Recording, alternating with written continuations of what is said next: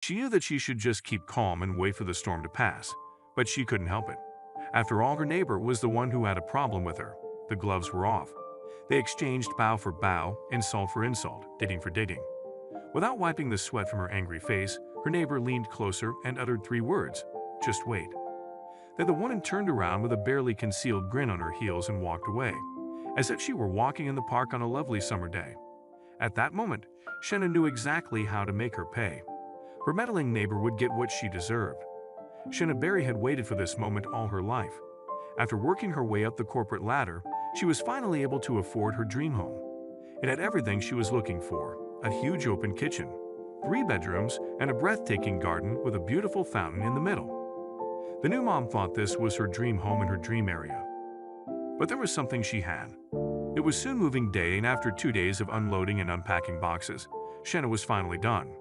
But when she sat down on the sofa, she saw another van outside.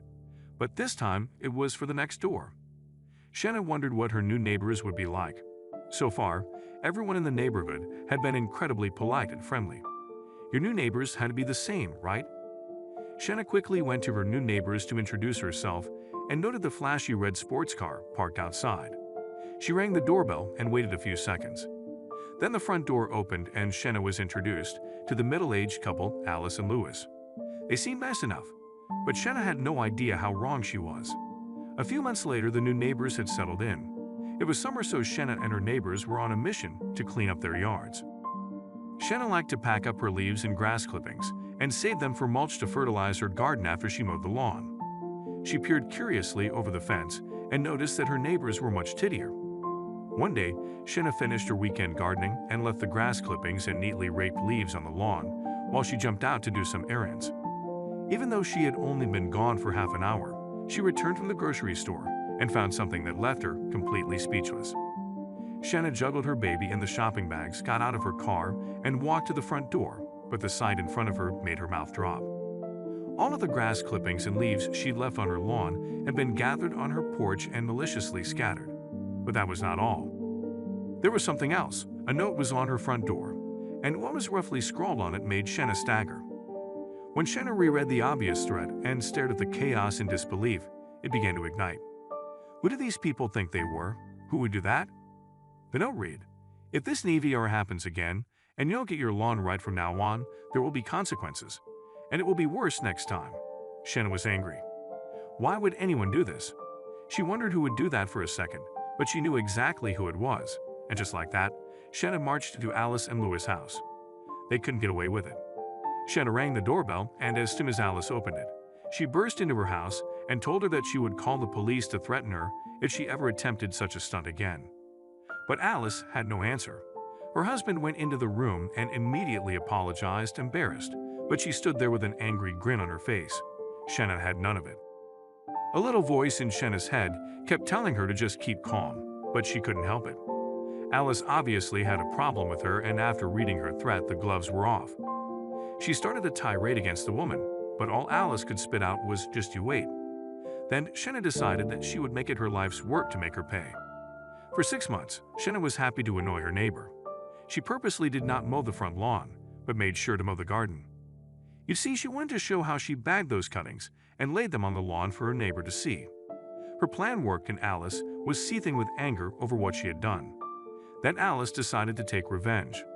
The feud between Alice and Shanna lasted for months. One night, Alice poured a whole bottle of dish soap into Shanna's well while she slept, and so Shanna doused Alice's plants with vinegar and killed her precious rose bushes. It went too far. Then Alice did something so diabolical that Shanna was forced to act.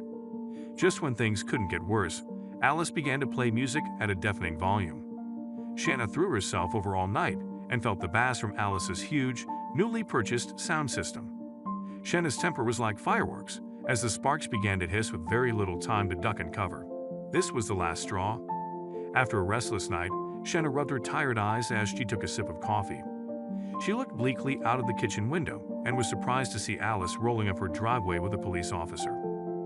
Alice put on a show showing Shanna's lawn towards the officer. "What did you do?" Shanna ran out the door to confront Alice and defend herself. She couldn't believe she had law enforcement involved. But the meddling woman was adamant. The code officer was there to force Shanna to clean up her lawn. Then Shenna saw something outside Alice's house. Suddenly her stern mouth relaxed and a slow grin spread across her face. Shenna narrowed her eyes and looked at Alice's red sports car, the one that was always parked on the street. Right there, she knew what to do. Eventually, Alice would get what came to her. If Alice wanted to play dirty, she could do better. Shenna sat quietly by the window, smiling to herself and watching the scene play out. The tow truck had arrived, and Alice did have a problem. She scolded and screamed, trying desperately to stop them from towing her car. It raged and raged, but couldn't stop it. She watched helplessly as the truck with her car disappeared down the street. Shenna had spoken to the code officer and towed Alice's car from where it was parked on the street, right in front of her own house. She sat and grinned when she saw the woman unleash a torrent of curses in blind rage. But the poetic justice of it all was yet to come. Shenna knew that a police officer couldn't make her clean up her front yard. No one could. Calling the authorities was Alice's final effort to make Shenna's life difficult. The house was a freestanding unit and was not monitored by a homeowners association. But Alice hadn't thought about what codes she was breaking. Coincidentally, enforcement of the code cannot force you to mow your lawn.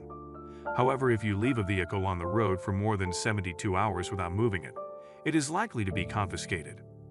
$600 and a lot of frayed nerves later, Alice finally got her car back. And Shenna? She hasn't heard a look from Alice since.